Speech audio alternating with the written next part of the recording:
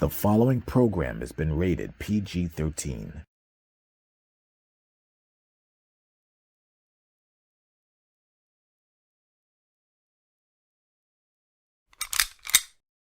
Shalom Israel, giving honor and praise to the Most High God for the reading and the understanding of His Word and family. Again, I want to thank you. I want to thank every last one of the royal family members for being here and supporting your brother right here on this platform every Friday night. And of course, y'all already know, I cannot wait. It is always my honor and my privilege to address you, the royal family, by saying this. I want to wish every king, every queen, every prince, and every princess, I want to wish you a wonderful, magnificent Sabbath. And once again, thank you for bringing us in with your brother here and family. I got to tell y'all something. Before we begin this here tonight, I want to let you know this lesson is not for the weak. This lesson here tonight is not for the weak. And if you are one of those people who are iffy, or if you don't like my language, or you don't like the way that I present things, I'm going to tell you right now, this is your time to go away. Because tonight is not about the weak. Tonight is about the strong. Tonight is about those that want the kingdom. Tonight, there will be no pussyfooting around. I'm going to bring this scripture in the way that it is supposed to be bought.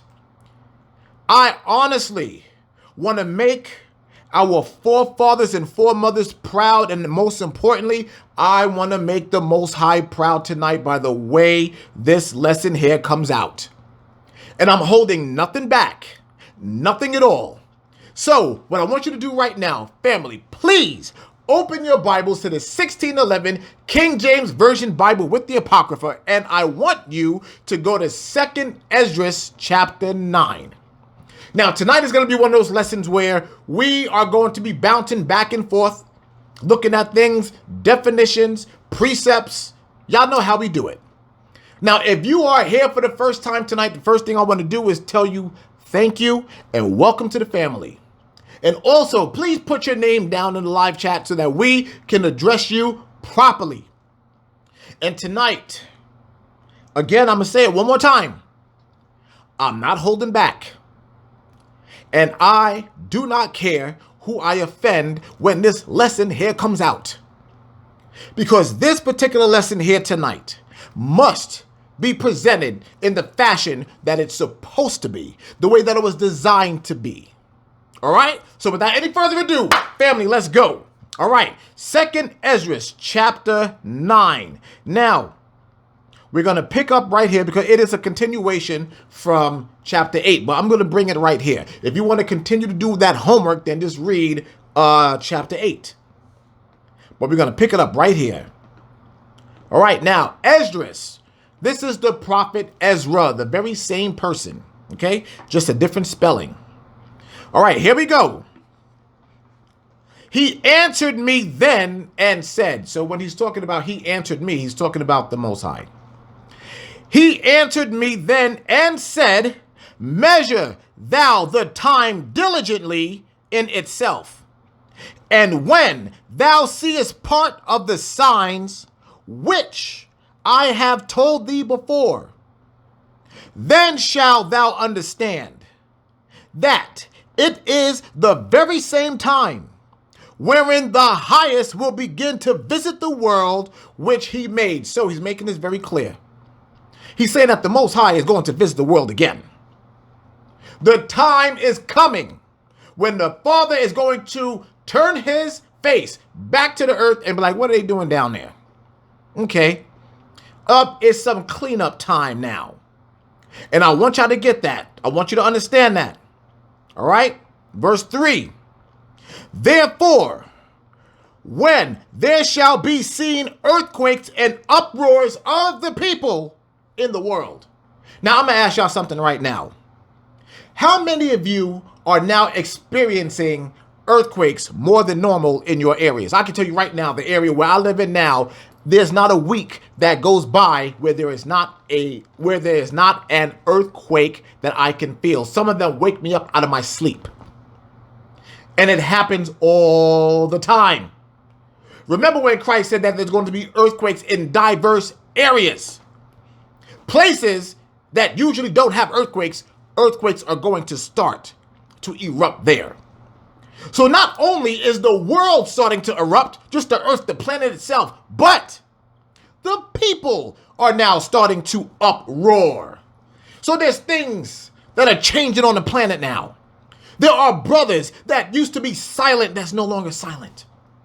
There are sisters that were silent and are no longer silent.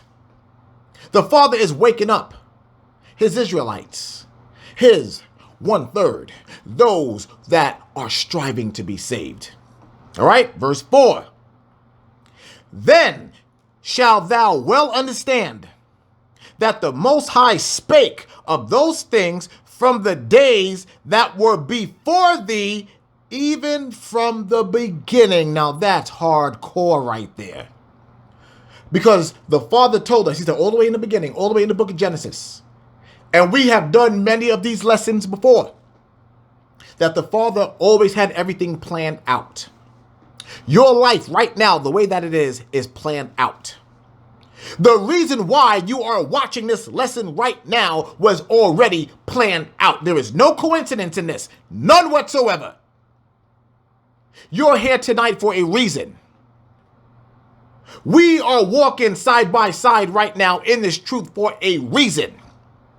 You found out that you are an Israelite for a reason, because the Father said that was already predetermined from the beginning. So there's no coincidence. Okay, let's go. Verse 5.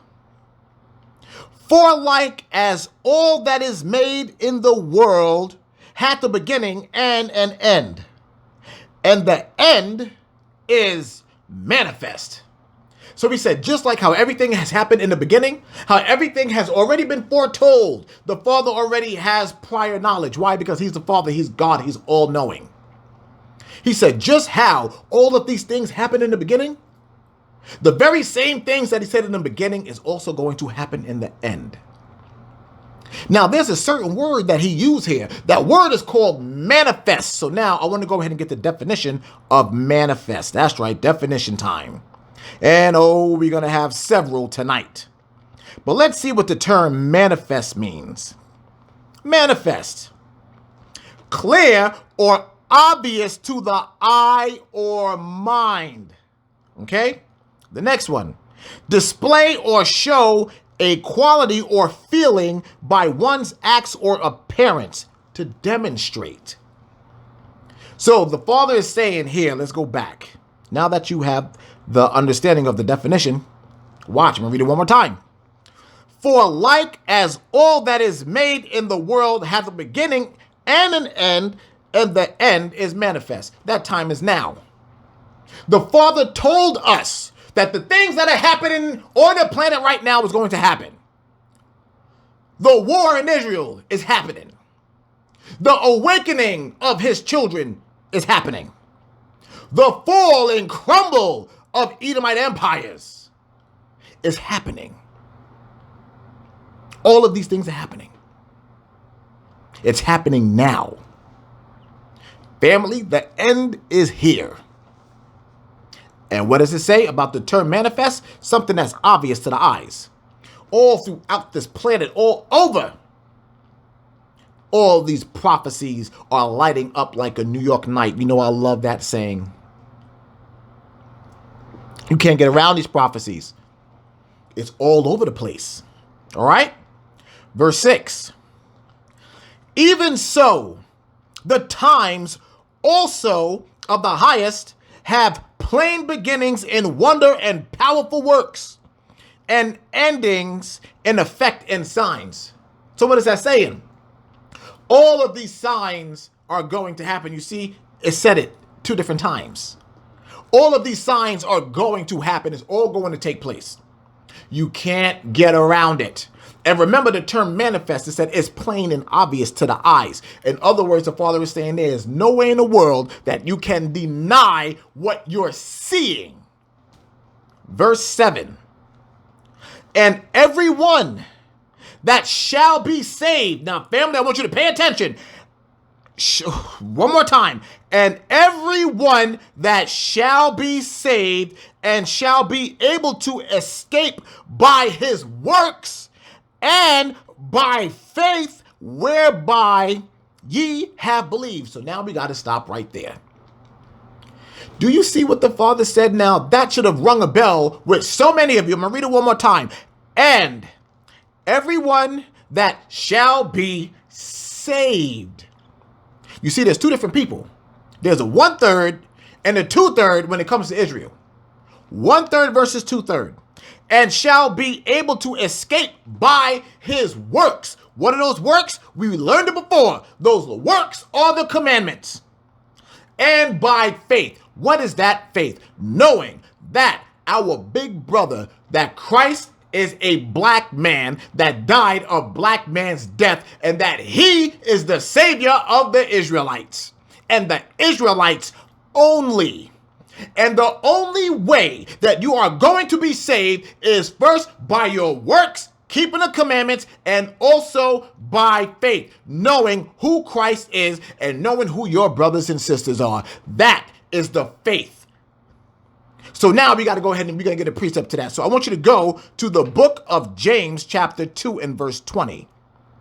Because we're going to see if some of the other prophets and disciples have talked about this, okay? So James chapter 2 and verse 20. And let's see exactly what James say. And this is Christ's brother. Let's see what he says. But will thou know, O vain man? You know what vain means? Worthless, unrighteous. But will thou know, O vain man, that faith without works is dead? That faith without works is dead. You have to have both. You can't have one and not have the other. You must have both. The both of them go hand in hand. You see? Our forefathers and foremothers knew that. Old Testament and New Testament. Faith without works is dead. You know what dead means? It means done, kaput, worthless, vain. It means nothing. So now let's go ahead and go back. 2nd Ezra, chapter 9. I believe it was at verse 7. Yep, right there. I'm going to read it one more time now that we have that precept. And everyone that shall be saved and shall be able to escape. Escape what? Escape what's coming. We're about to find that out here in a second. By his works, keeping the commandments, and by faith, whereby ye have believed, shall be preserved from the said perils. You are going to be preserved from the said perils. What are the said perils? First, we got to find out what perils mean. So let me go ahead and get the definition of perils.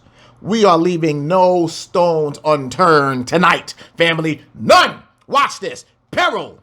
Serious and immediate danger. Serious and immediate.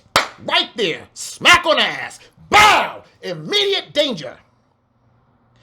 Exposed to danger. Threaten.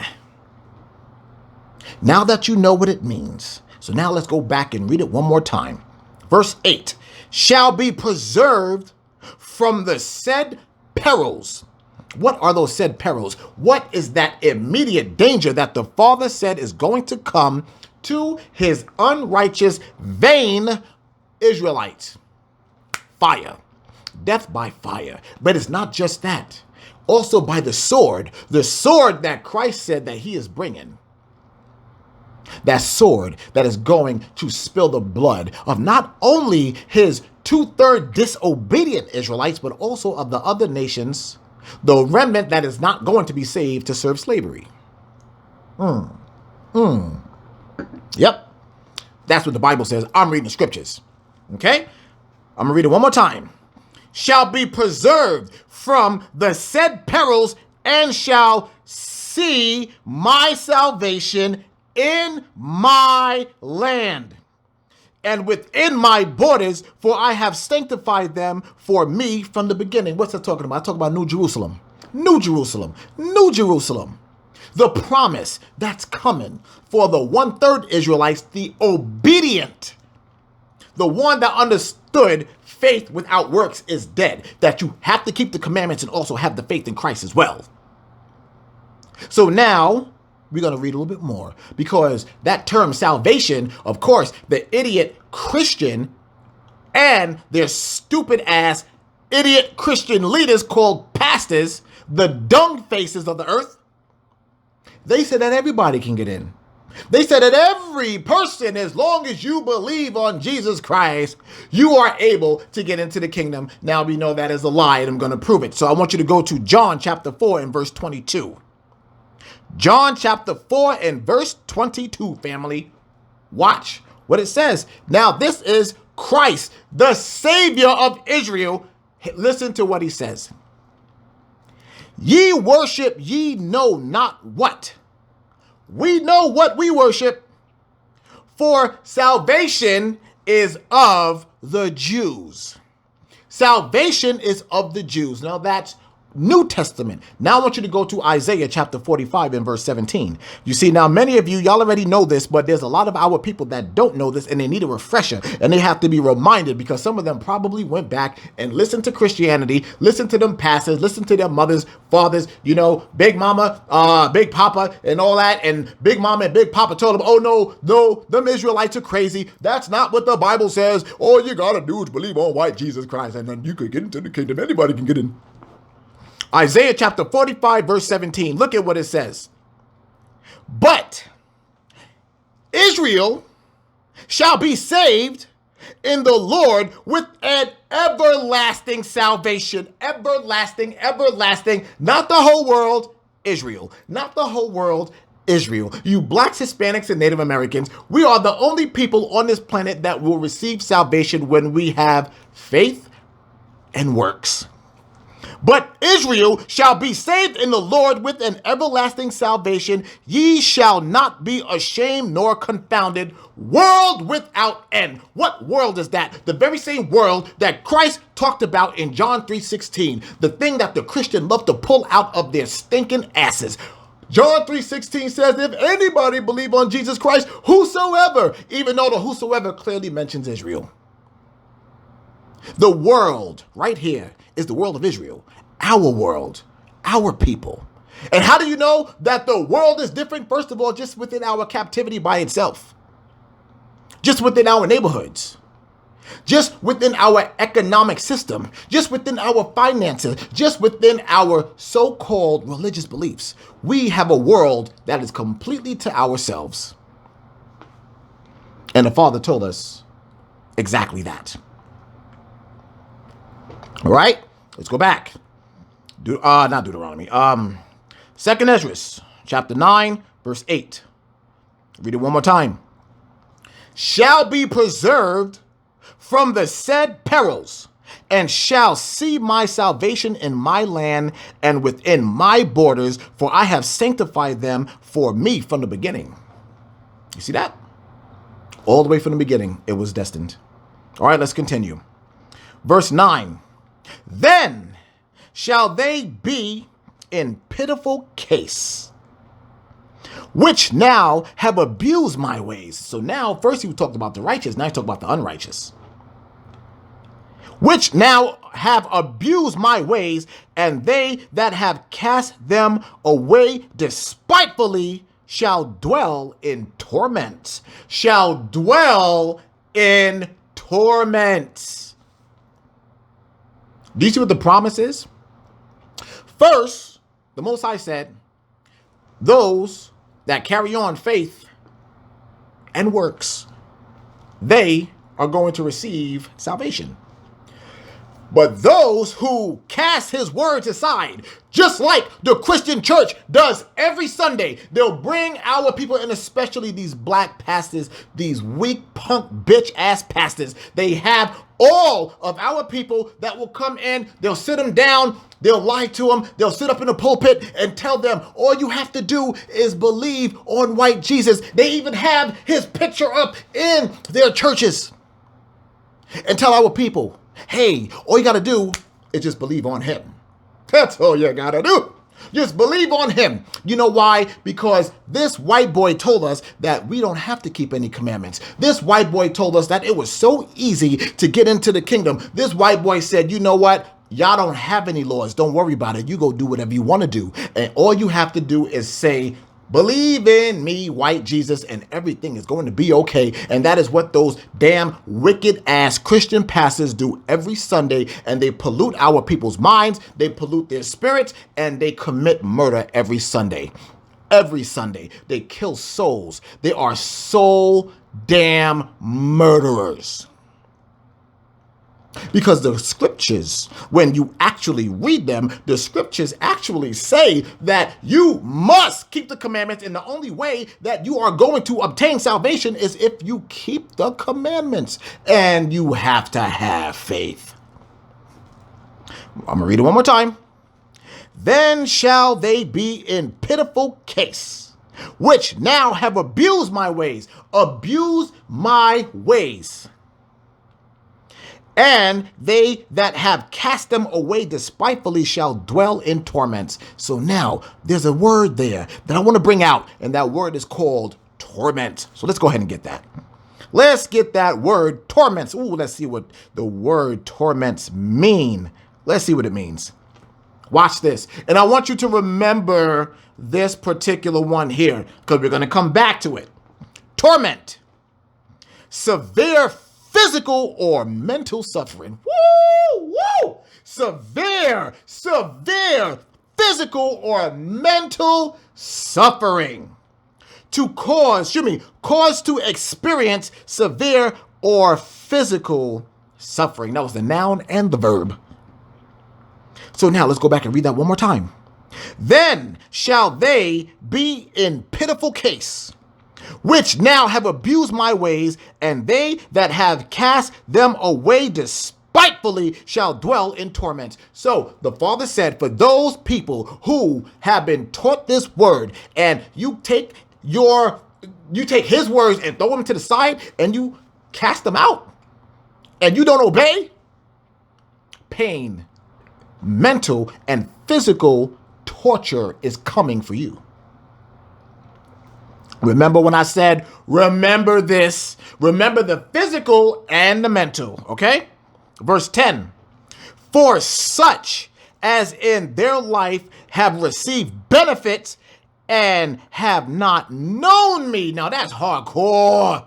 That is so hardcore. What does that mean? I'm gonna read it one more time. For such as in their life have received benefits and have not known me.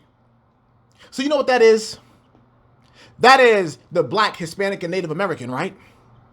Who all of a sudden, they have that nice house. They have those nice cars. They have riches, so-called. Some people live very ghetto fabulous. And here you are envying these people. Oh, I want what they got. Trying to keep up with the Joneses, as they say. And the Father said, those people don't know me. You know why they don't know him? Do you know how and who they were blessed by? How they were blessed by breaking his damn commandments, and then they were blessed by their father, who the world calls the damn devil. So now, you think I'm lying? You think I'm playing? You think I'm BSing? Let me rewind something here. Let me jog your memory real quick. Do you remember when the devil took Christ up to the highest mountain? And they were looking down, and the damn devil had him looking down on all of the land. Remember, what did the devil say to him? What did he say? What did the devil say to him? He said, I'll give you all of this, but all you have to do is bow down to me. He said, that's all you got to do, Christ. All you have to do is just bow down to me. And Christ didn't do it. So what was Satan going to give him? He said he's going to give him the world. I'll give you all this kingdom. I'll give everything to you. You don't got to go through that pain. You don't got to go through that torture. You don't have to go through that suffering. You know what's getting ready to happen to you. You don't have to go through all that. All you have to do is bow down to me, and I'll give all of it to you. And Christ said, no, I'm going to suffer for my people. I'm going to take that ass whipping for my people. I'm going to take the death for my people. For you blacks, Hispanics, and Native Americans, I'm going to take it for you. That's That's what happened. But so many people, they took that offer. So many of our people have taken that offer. And the devil blessed them. Why? Because he can, and he's able, and he did. All right, let's go. Verse 11. And they that have loathed my law, those who have hated and despised my word, my law, while they had yet liberty, and when as yet place of repentance was open unto them, understood not, but despised it. He said, first of all, I gave them the freedom to receive my word. They didn't want it. They didn't want my word. They didn't want to keep the law because they go to church on Sundays. And that damn wicked ass pastor tell them they can do whatever they want in the name of white Jesus. They can do whatever they want. Oh, but look what happens next. Verse 12. The same must know it after death by pain. I'm going to read that one more time. The same must know it after death by pain. So what did we just read before about that torment? The Most High made that promise. He said, even after you die, ooh, that second death, woo, there's going to be pain, torture, physical and mental. Now I want to have a little fun. Now I want you to go, let's go here. I want you to go to the Wisdom of Solomon. I want you to go to the Wisdom of Solomon. I want you to go to chapter 3 and jump down to verse 10. Watch this. If you thought the Father was playing, watch this, family. But the ungodly. So let me stop for a second. Were we not talking about the vain and the unrighteous? Watch this. But the ungodly shall be punished according to their own imagination, which have neglected the righteous and forsaken the Lord. Woo! No, thank you, sir. No, thank you. Do you understand? This is why it said the physical, so you're going to be burning in fire, and also you are going to still have a mind. You are still going to have an active running brain. He said your imagination. So remember all the things that you did while you were here. You are going to remember all the pain, all the torture that you went through. You are going to remember. But then remember by your own imagination. So you know what that includes? That includes all the things that you are afraid of, all of your deepest, darkest fears, all those things, all of them, the Most High is going to torture your black ass with them. That's what's going to happen. That is what's going to happen. You see, that's what these Christian churches will not teach you. They will not tell you this. All they want to do is calm your spirit with lies and deceit. What does the Bible oh, goodness gracious, I hate him. I can't stand him. What does the Bible describe as a deceiver? They are called devils, and that is exactly what these Catholic, Christian, and even some camp leaders that like to have false doctrines in their camps, they're damn devils. Like I told y'all tonight, I don't give a damn who gets mad at me tonight. I don't care. Die. I'm out to save my people. I am out to save my people. Why? Because this earth is getting ready to perish. This earth is getting ready to die, and I'm going to do everything I can to help save as many of my people as possible. I don't give a damn about your attitudes. I don't give a damn if you don't like how vulgar I may be, or if you don't like my approach, or you don't like the way that I bring this word out. I don't give a damn. I'm speaking to my people. Those with an ear, let him hear. Isaiah 58:1. Cry aloud, spare not. Let's go. Back. 2nd Ezra, chapter 9. Verse 12. I'm going to read it one more time. The same must know it after death by pain. Verse 13. And therefore be thou not curious how the ungodly shall be punished.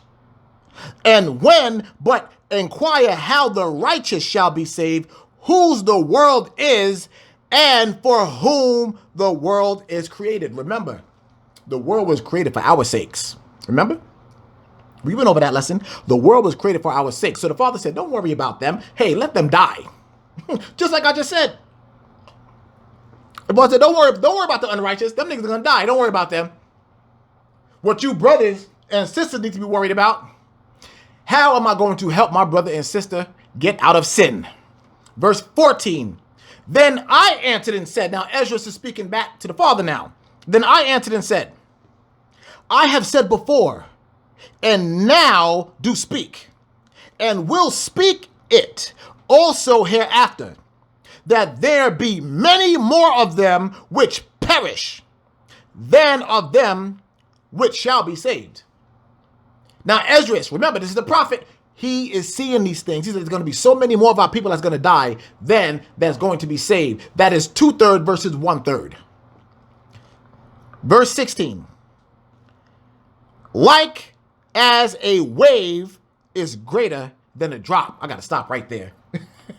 Do you see the comparison he made? He said, like a wave is, a big oceanic wave versus a drop that comes from a vessel.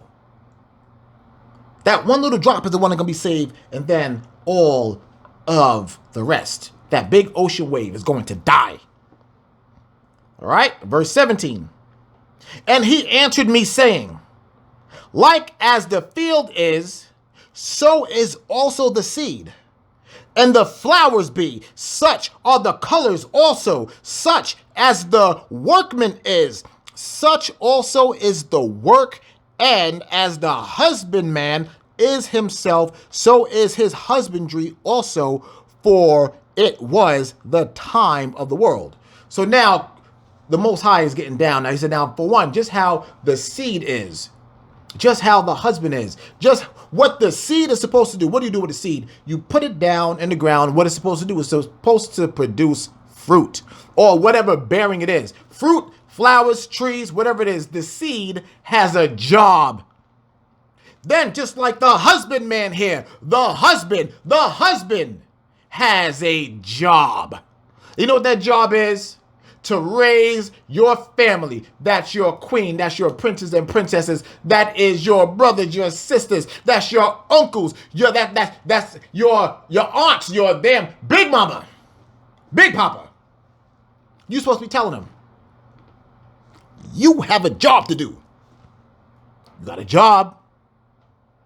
And guess what? If you don't do that job, you got to stand in front of the Most High. And when you stand in front of him, just like the parable that Christ gave, just like that parable, the two others, remember, they took that money and they did what they were supposed to do with the money. And then the other person, the last one, remember, he took the money and remember he buried it. He said, yeah, nah, I'm saving this money. And what did the father do? He killed him.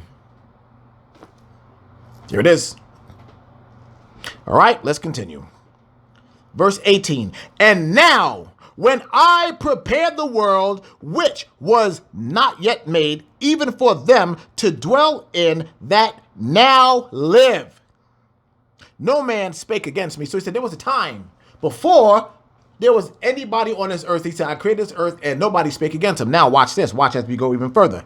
Verse 19, for then everyone obeyed. So now when they came on the earth, everyone obeyed. Now watch. But now the manners of them which are created in this world that is made are corrupted by perpetual seed, and by a law which is unsearchable rid themselves. Oh my goodness gracious. So now that perpetual hatred, that perpetual seed, who is that? Who is that perpetual seed that have the perpetual hatred against us? It's not difficult. It is Esau. Corrupted. You see what the father said? That man corrupted the earth. How did he corrupt the earth? How did he do that? White Jesus and all of these off-brand, vain, worthless religions. Because that white man created Christianity. He did it in slavery. Oh yeah. Which is where all of your bitch ass punk ass pastors now freaking do they carry out the very same execution just like the house niggas did back in slavery. Teach them the lie. Teach them the lie. Because if these blacks, Hispanics, and Native Americans, the ones that come from the transatlantic, sub-Saharan, and conquest of the conquistador slave trade, if you teach them the truth, they are going to know who they are. And then when they learn who they are going to be rebellious against the system, and they are going to start to listen to their God again. And then our power is going to be removed, and the God of Israel is going to come and save his children. Did you hear that truth? Did you hear that truth? That truth is as real as the rent or the mortgage that you have to pay this month. They know what's coming. And they're going to do everything to keep you blinded and pacified. That's why they just went ahead after 156 years, just went ahead and made Juneteenth a national holiday. Keep the niggas distracted. Yep, bucking and coon juicing. And the scariest part of it all, those very same men and women that were right up there in Capitol Hill in Joe Biden's office are the very same people that sit up in the damn Christian Sunday church every Sunday. The very same people, these damn sellouts that will sell you out for $1. All right, verse 20. So I considered the world, and behold, there was peril because of the devices that were come into it. What devices? Let's talk about the main one. Caesar Borgia. You know who that is? For those of you that don't know, that was the son of the Pope. And they used his image. It was Leonardo da Vinci. Used his image to paint the portrait of the deceiver, the devil known as White Jesus. That's one of the devices. Verse 21. And I saw and spared it greatly, and have kept me a grape of the cluster, and a plant of a great people. So the father said, okay, hold on. I'm going to take this grape right here, this great people, but a grape of the cluster. Remember, 1/3 versus 2/3. He said, I'm gonna take that grape right there. You're gonna be my people. I'm saving them. But everything else gotta go. All right, verse 22. Let the multitude perish then. Let the multitude perish then, which was born in vain, and let my grape be kept, and my plant, for with great labor have I made it perfect.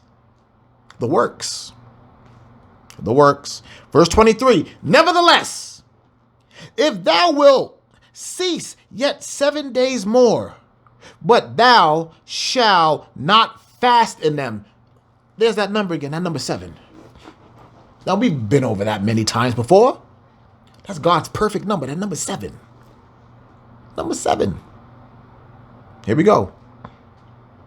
But go into a field of flowers. Now, I want y'all to hear this. Pay attention to this.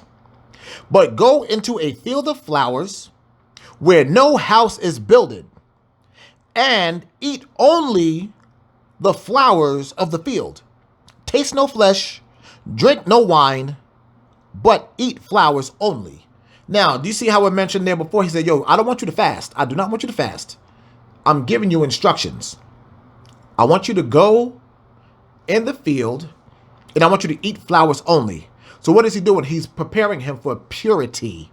Purity. Because if you eat flesh, that's blood in you. He said, don't do any of those things. I'll read it one more time. But go into the field of flowers where no house is builded, and eat only the flowers of the field. Taste no flesh, drink no wine, but eat flowers only. Verse 25. And pray unto the highest continually, then will I come and talk with thee. Do y'all see that? He said, yo, so now what this is a metaphor for you keeping the commandments. You have to keep the commandments. And then the Father said that at that time is when he will come and talk to you. Why? Because remember, the Father heareth not sinners. The Father does not listen to sinners. So those flowers represent purity. Those flowers represent the commandments. He said, listen, eat, eat, eat, eat, purity. Keep my commandments. And then I'm going to talk to you. All right, let's continue. Verse 26. So I went my way into the field, which is called Ardath. So this is an actual physical place, like as he commanded me. And there I sat among the flowers and did eat of the herbs of the field, and the meat of the same satisfied me. Because remember, the Father told him, don't eat no meat, don't eat no flesh. But he said that the herbs, the bearing seed right there, satisfied him.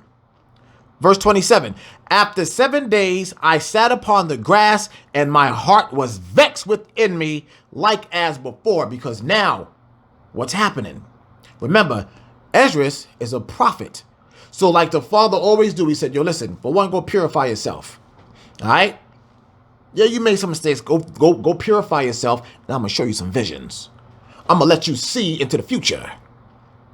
How did all of these prophets, how were they able to see the future, the things that's happening now? They had to keep the commandments. The very same thing that you can see when you keep the commandments. Verse 28. Now, hold on, wait. I want to go back to 27 real quick. After 7 days, I sat upon the grass, and my heart was vexed within me. He was pissed. He was pissed by what he saw. Like as before, verse 28, and I opened my mouth and began to talk before the Most High and said, O Lord, thou hast shewest thyself unto us. Thou wast shewed unto our fathers in the wilderness, in a place where no man treadeth, in a barren place when they came out of Egypt. So now he's like, yo, hold on a second. Wait, I'm seeing the past and I'm seeing the future. I'm seeing the past from my fathers and I'm seeing the future here too. All right? And remember, when they came out of Egypt, what happened when we came out of Egypt? We were freed from slavery.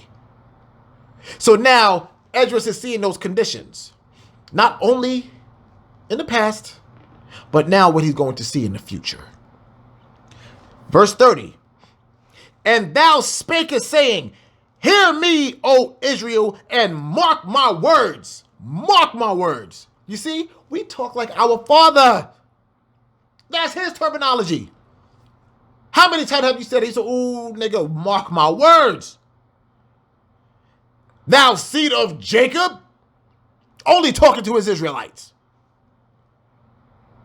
Verse 31, for behold, I sow my law in you. I sow my law in you. I plant my seed, which is called the law in you, in Israel, because the law was only given to us. It was not given to these other nations. These other nations can go out there and do whatever they want as of right now.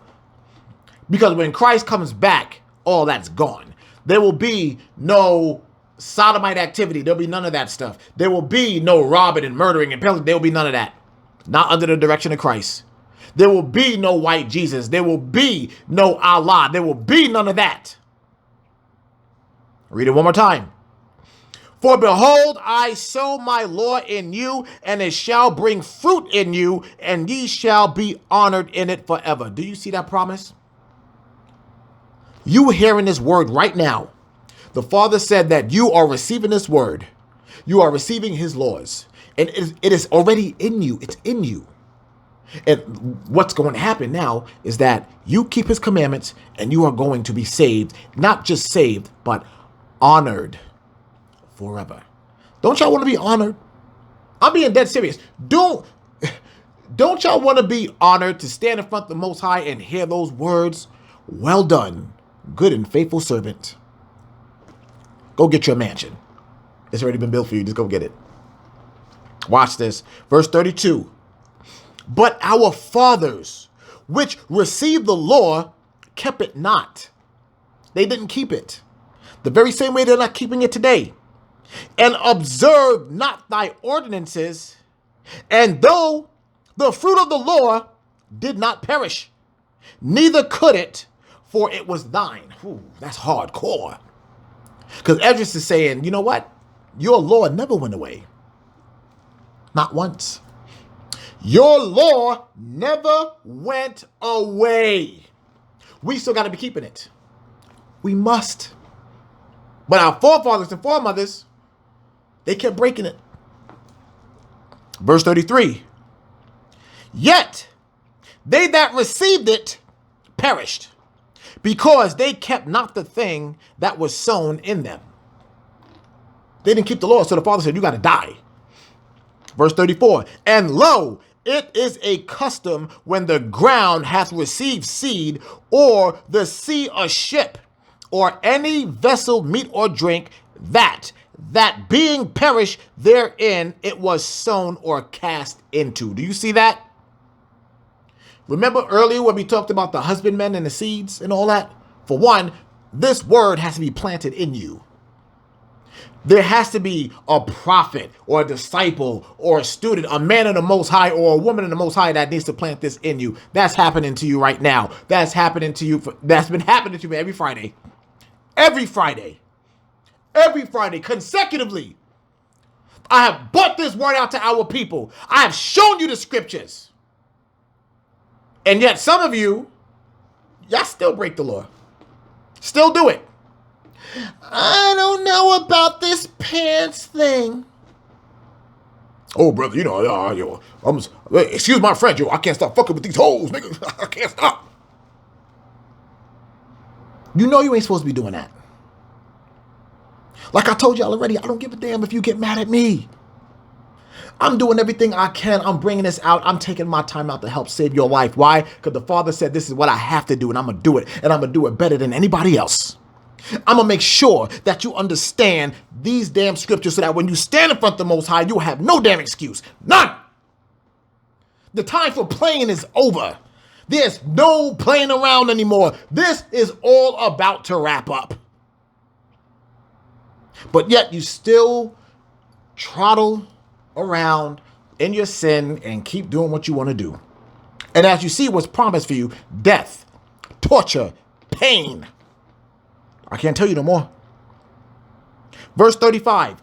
The thing also which was sown or cast therein or received doth perish and remaineth not with us. But with us it hath not happened so. Verse 36.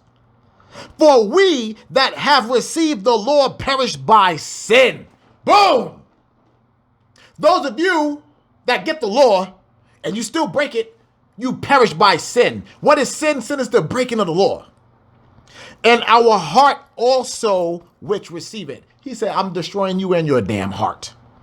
Verse 37, pay attention. Notwithstanding the law perisheth not, but remaineth in his force. The law doesn't go anywhere. The law never stopped and never will. I'm going to read this one more time. Notwithstanding the law perisheth not. The law does not stop. It never went away, but remaineth in his force. In his force. In his force. So now, I want to go to Matthew chapter 5 and verse 17. Matthew chapter 5, verse 17. Many of you already know what this is, but we have to bring out the precept. This is Christ talking again. Think not that I am come to destroy the law or the prophets. I am not come to destroy, but to fulfill. Christ told you plain as day, I didn't come to get rid of the laws. Why? Because I can go right back to my forefather Esdras that sat there and told you that the law perisheth not, and that is put there by the Most High's force. He said, I did not come to destroy anything. I did not come to destroy what the prophets have done. I came to fulfill what I came to fulfill, which was what? I came to fulfill the sacrifice, because Christ became the sacrificial lamb. He is the savior of Israel. All of the things that those prophets prophesied about him, he said, I came to fulfill those. What was fulfilled? The laws of sacrifice. You no longer have to kill any animals. You no longer have to spill the blood of goats, doves, none of that stuff. And you for damn sure don't have to pay any more tithes or offerings, because tithes and offerings are sacrifices. But yet, the Christian church, every Sunday, make you pay up them damn tithes and offerings. And like an idiot, you go right ahead and do it. Verse 37, one more time. Notwithstanding, the Lord perisheth not, but remaineth in his force. Verse 38. And when I spake these things in my heart, I looked back with mine eyes. And upon the right side, I saw a woman. I want y'all to pay attention right now. I saw a woman, and behold, she mourned and wept with a loud voice, and was much grieved in heart. And her clothes were rent. I mean, she was ripping her clothes, and she had ashes upon her head. Because that was one of our customs back then. What we would do when we were really, really going through it, we would take ashes and we would put ashes all over ourselves. Verse 39. Then let I my thoughts go that I was in, and turned me unto her. So this woman was yelling and screaming and going crazy, and it broke his concentration from the vision that he had. So now he said, now I gotta focus my attention on this woman. And I want y'all to see just how our forefathers used to deal with things. When you think I'm harsh, watch. Then, verse 40. And said unto her, wherefore weepest thou? Why art thou so grieved in thy mind? So he said, well, girl, in other words, girl, what's wrong with you? What's the matter? All right. Verse 41. And she said unto me, sir, let me alone. She's like, nigga, leave me alone. Leave me alone. That I may bewail myself and add unto my sorrow, for I am sore vexed in my mind and brought very low. So she said, I'm in my mind right now. I'm mad. I'm pissed. I'm hurt. Verse 42. And I said unto her, what aileth thee? Tell me. So like, well, tell me what's wrong with you. Verse 43. She said unto me, I, thy servant, have been barren and had no child, though I had an husband 30 years. So barren means that she couldn't have babies. It was on her. All right. Her husband wasn't shooting blanks. It was on her. We know about that. Another story like that, do we not? Yeah, Rebecca. Okay. Verse 44. And those 30 years, I did nothing else day and night and every hour but make my prayer to the highest. So remember, this woman said, she was a servant of the Most High. This woman, our foremother, was a commandment keeper. But she couldn't have a baby. But she went and prayed to the Most High for 30 years. Watch this. Verse 45. After 30 years, God heard me, thine handmaid, looked upon my misery, considered my trouble, and gave me a son. You see, so the Father does hear your prayers when you keep the commandments, but it's on God's timeline, it's not on yours. I'm going to read it one more time. After 30 years, God heard me, thine handmaid, looked upon my misery, considered my trouble, and gave me a son, and I was very glad of him. So was my husband also, and all my neighbors, and we gave great honor unto the Almighty. Verse 46. And I nourished him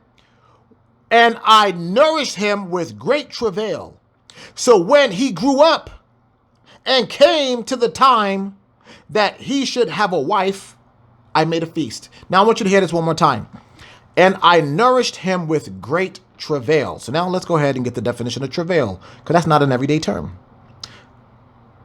The term travail, see what it means. Painful or laborious effect. Engage in painful or laborious effect. All right? Now, let's go back. And I nourished him with great travails. In other words, she said, this little big head nigga came out of me and it hurt. Verse 47. So when he grew up and came to the time that he should have a wife, I made a feast. And it so came to pass. Now we are on 2nd Esdras chapter 10. All right, we moved over to chapter 10.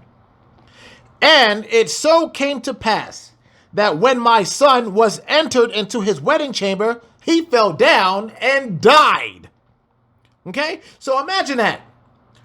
A brother on his wedding day, I just got the vision.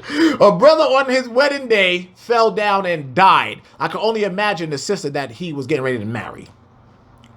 He said, I'd rather die than get married to her. Verse 2.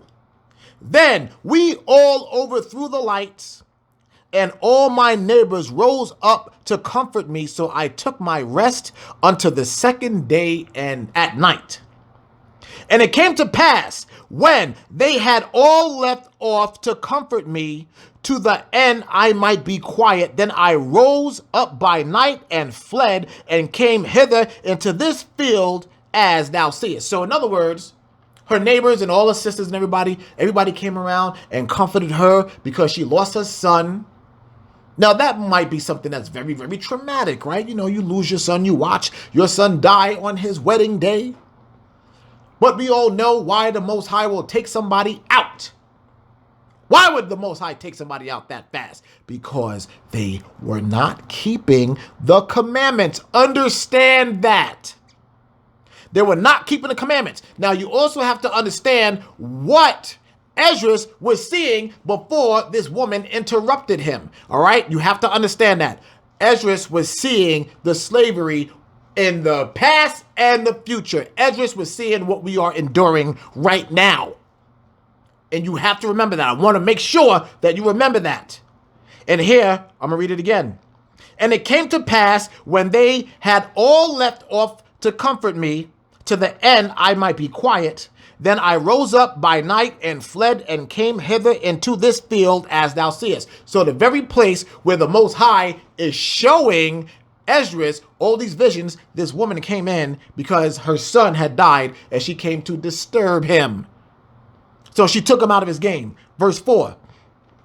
And I do now purpose not to return into the city, but here to stay, and neither to eat nor drink, but continually to mourn and to fast until I die.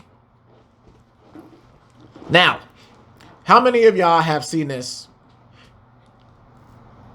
There is a funeral for a damn gangbanger, or someone that everybody knows just was not right. A damn professional sinner, as I like to call them. And here's everybody all over the casket. Oh, my baby, he did nothing wrong. Oh. How many of y'all have experienced that before? And you know, y'all be looking at them like, come on now. Like, don't you remember, like I live with you, nigga. I know what that nigga used to do. I know who that nigga used to touch. I know that this nigga used to be stealing cars. I know that nigga stole your money. That nigga stole my money. I know about this worthless ass nigga right here. But yet, going acting stupid. All right? Let's go now. Verse 4. Let me go back and read verse 4.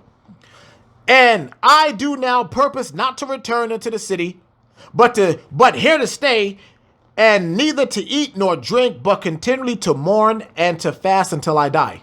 So this woman said, this mother said, I'm gonna give my life up for my son. I'm just gonna die. Watch what Esdras said. Then left I the meditations wherein I was, and spake to her in anger. In anger. Now remember, I told y'all get mad at me for the things that I say. Watch this. I'm going to read it one more time. Then left I the meditations wherein I was. Because remember, he was sitting there. The Most High gave him visions. He was looking at the future. He was in his prophesying. And now he said, now I'm pissed. I'm angry now. Now I'm angry. So you have to ask yourself, wait a second. Why would he be angry at this woman who just lost her son? All right, verse 6.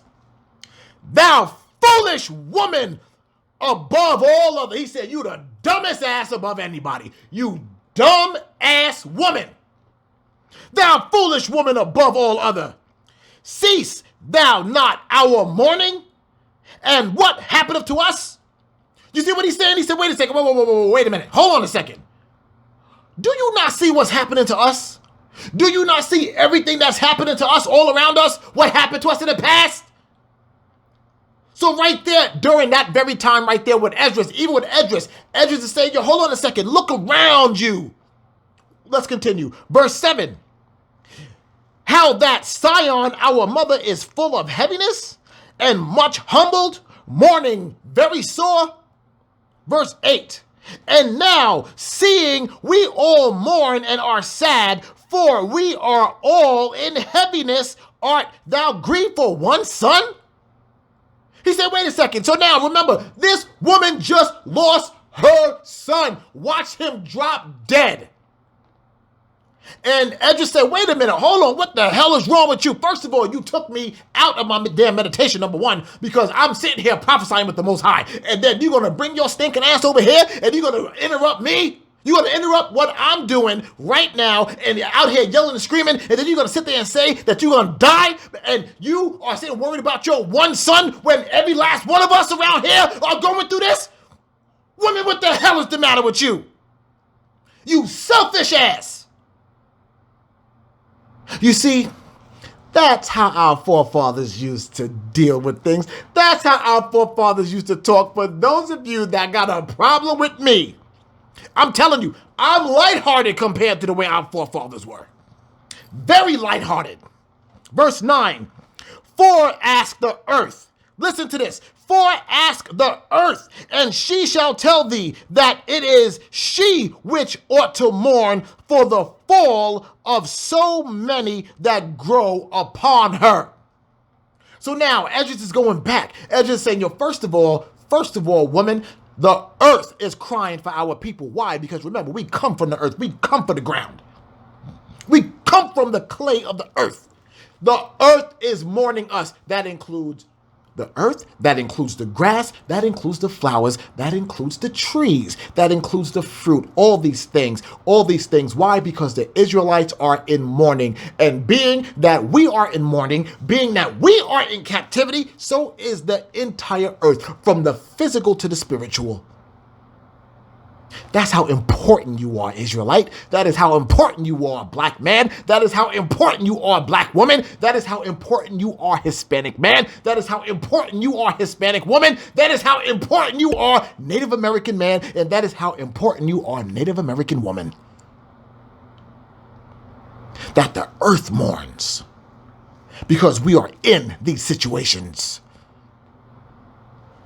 Verse 9, one more time.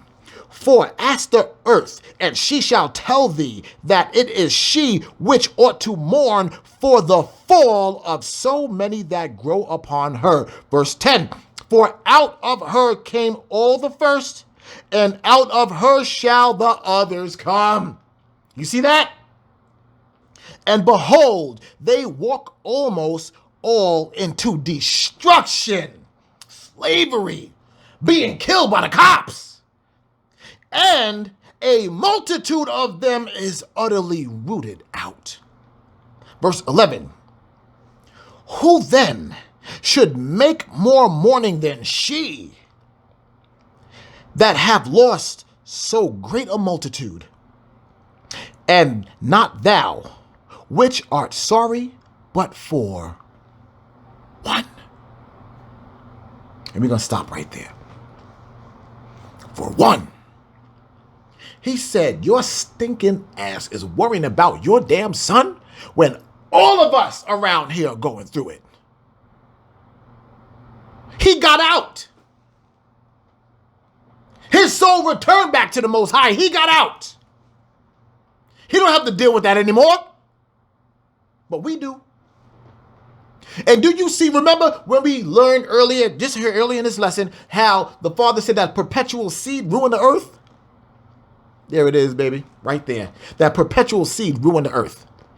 We follow after the traditions of men. We're gods, but we follow after the traditions of men. Ain't that a bitch? That's what he said. So now all of you that got a problem with me, I never came at y'all like that. I never came at y'all and said, yo, forget about your damn son. Don't worry. What you worry about that nigga for? Do you understand that all of us around here are suffering? Oh, there's so many more stories in this book. So many more stories where they were a hell of a lot more hurtful than I ever was. I'm telling you, that's our brothers. That's how they came. They came raw. They didn't play. They did not play. And that is the stark difference between them back then versus these punk bitch ass pastors. Worthless. Them niggas are so worthless. They drag our people down to the damn degradation every Sunday. They leave church more stupid than when they first went in. Every time they damn leave church, they come out just as dumb. Worse than the condition that they were in before. It's like getting in the shower and washing yourself with feces and getting out thinking you clean. That's what it is. Idiots. Idiotic, moronic murderers. And as you see right here in itself, the earth is mourning for us. The earth wants us to take things back. How do we do that? How do we do that? We got to keep the commandments. It's all about the commandments. It's all about us keeping the commandments. Nothing else is going to change. That is our mission. That is what we must do. King, queen, prince, and princess. That is what must be done. We in captivity. Even the damn animals are in captivity. Speaking of which, because I've spoken to many people last week in regards to the animals. Have y'all ever seen the animals in the zoo before? Because, black people, we are not a people. We don't frequent the zoo a lot because we don't want to see nobody else in captivity because we are. But when you do go to the zoo, do you ever notice how the damn animals, they be sitting there, they be looking, they're in those cages that they don't belong in. Their space has been reduced and them animals are sitting there just looking all pitiful. They just sitting there, you're looking at a lion and the lion just looking like, man, somebody please shoot me. But as soon as they see some black people come around, you ever see how they bounce, their spirit changes when they see us, when they see black people and they run to them cages or they run to the bars? And them damn animals be looking at us like, bruh, come on now, save me. I'm in captivity just like you, okay? They came over, they took us from our land, they broke up our families too, just to put us in these damn cages so that these people can look at us and so they can make money off of us. The very same thing that they do to you. They treat you the same way, they treat us the same way. What are you gonna do? Come on, black man, what you gonna do? Come on, Judah, what you gonna do, Judah? What you gonna do? The top tribe, what you gonna do? We need you. We need you to save us. Do you not hear the earth? Do you not hear the flowers? Do you not hear the trees? Do you not hear the grass? Do you not hear the seeds? They are calling for you. The earth is mourning because we need you. We need you to step up and be leaders. We need you to come out of the Christian churches. We need you to accept the fact that you are Israelites. We need you to accept the fact that you are the children of the Most High God. We need you, Judah. We need you to understand exactly who you are. You are the top tribe. You are the ones that can do it. You are the ones that can save us. You are. The earth belongs to you. Get it back. We suffering because of you. Get it back. The trees are dying because of you. Get it back. Our people all around are dying because of you. Get it back. Get the world back. Because you are the person that is supposed to teach everybody. You are supposed to teach the world. But then they'll see people like me. They'll call me crazy. He's rebellious. He's insane. There's something wrong with him. Let me send him this hate mail. Let me leave little things down in the comments because this nigga is stone cold crazy. He's brainwashed. He's in a cult. No, I'm not. I'm not crazy either. There ain't a damn thing wrong with me except you and your punk bitch ass that you won't do what you're supposed to do. You foul, disgusting, worthless Christians, you punk ass men that sit up in those congregations and sit up under a lie and drag your families there every Sunday just to leave and go back and do the dirt that you do. Yeah, I'm talking to you because you won't do what you're supposed to do because you, the Lion of Judah, right there, you see that? Lions. The apex predator of the earth. But yet, you cower every Sunday, every day, and remain worthless, remain vain and unrighteous when you are supposed to be in these scriptures, reading the book, bringing it out to our people, and letting us know where we're going wrong. There's too little of us doing this. But guess what? The ones who are doing it, it's a worldwide spread.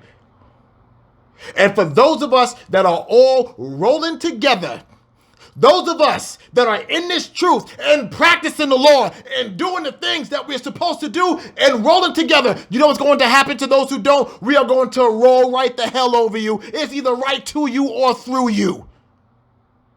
The time for playing is over. No more.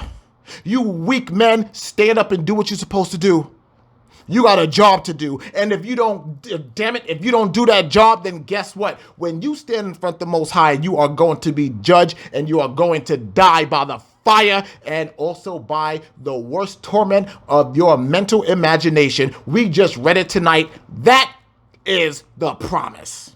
So now you got to ask yourself, what you gonna do? What you gonna do? And give the Most High the praise and respect that he deserves? Or are you going to take your little punk bitch ass right back to the Christian church and give praise to the damn false sun god Ra and tuck your balls back and let that effeminate Christian pastor run your household? You gonna let him tell you what to do? Or you gonna be a damn man for once? Get in the scriptures and read it. Teach our people who we are. Israel, I'm so glad you was able to go ahead and bring this damn lesson here tonight. Raw, unfiltered, and uncut. And I want to say this again for any person that was offended by what I said. Good. Don't come back. This here is not for the weak. This is for the strong. This is for the mighty. This is for real men, real women. We know we have a job to do. And we know we want to give praise to our Father. We know that we want the Father when he turns his eyes back around and said, look at my children down there doing what they're supposed to be doing. You know what? Christ, angels, go get them. That's what we are trying to accomplish. Versus you that want to continue living in that lie and your little white Jesus and your little effeminate damn tail between his legs ass pastor that want to continue to just denigrate and ruin our people and kill and murder them on a damn weekly basis. I'm losing my damn voice now. Now I gotta shut up. So family, let me tell y'all something. I love y'all very much. And of course, y'all already know if y'all have any questions, all you gotta do is reach out to me. All right, I'm on Instagram. all right, under my name, or you can reach me at MikeMalissChannel@gmail.com. As you already know, I will respond, all right? But, family, let's get it together, all right? And with that being said, Israel, I love you. I'm out.